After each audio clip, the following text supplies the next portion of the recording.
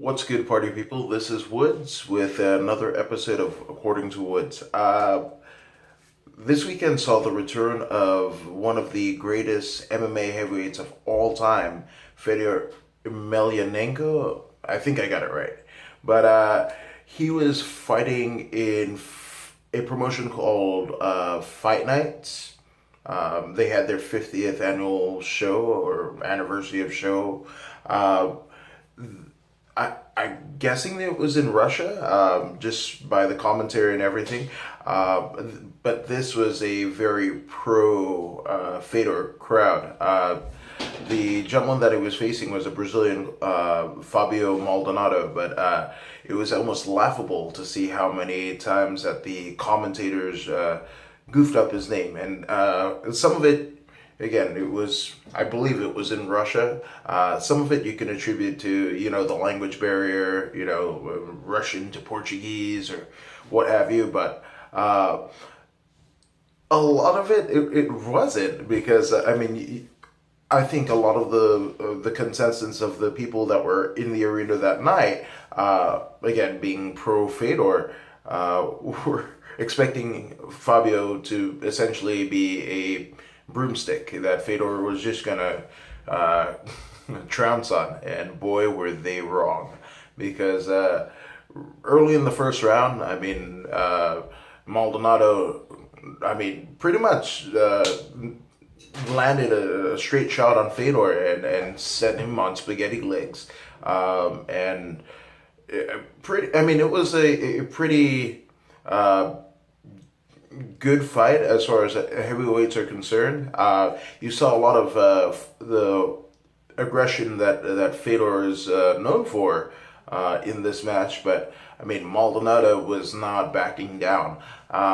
The decision victory essentially went to Fedor, but I believe in my wholest of hearts that it was because they were kind of in Fedor's home turf.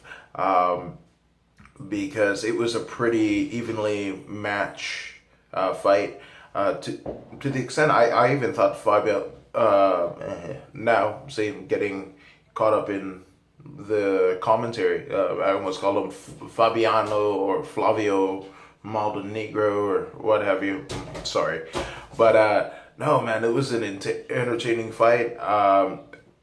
But again, the not just a great fight, but I was just sitting there listening to just the commentary, and a lot, and even the live reaction in the crowd. A lot of them felt that Fedor, one of their great kind of country heroes. That he, and I don't believe that Fedor is from Russia itself, but close to it, close enough to it that it was a very hometown feel.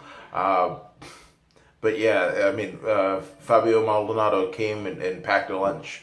To me, it's always cool to see whether it be MMA or pro wrestling done in different settings. I think we're all kind of conditioned to the UFC's way of doing things, or if it's pro wrestling and WWE's way of doing things. So it was kind of cool to see this fight night promotion in Russia. It was a very upscale affair. You had people, men in suits and ties, and women in ball gowns, not bald gowns. That would be weird. But it was a very upscale affair. They actually had a live band in the opening, as well as a orchestra who played entrances. Not all of the fighters came out to those entrances, but it was just kind of surreal to see like an orchestra at an MMA fight. And also there was like these weird, I don't know, I don't know the culture, mind you, but there was like these mannequin model thingies that looked like they were from Marie Antoinette days and what have you, but like it was like Marie Antoinette meets the Jabberwockies. They were just white face, white big Marie Antoinette dress, and they walked some of the fighters to the ring. It was weird to see, but hey, you know what? It was different.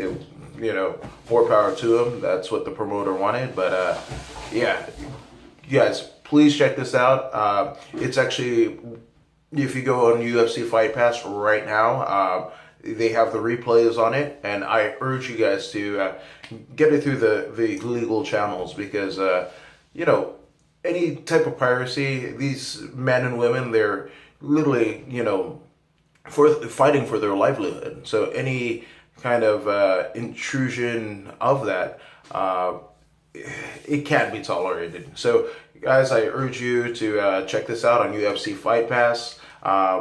Incredible streaming service. I believe you can get, if you're not too sure on it, you can get UFC Fight Pass for the first month, a trial month, and then it's $9.99 after.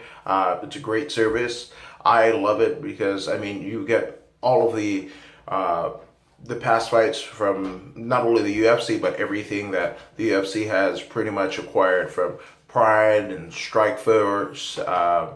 And then they have different fights from, you know, fledgling promotions like Pancrase and just a cornucopia of fights. So if you're a fight fan and you don't have UFC Fight Pass, I don't know what you're doing, frankly. But check it out, man.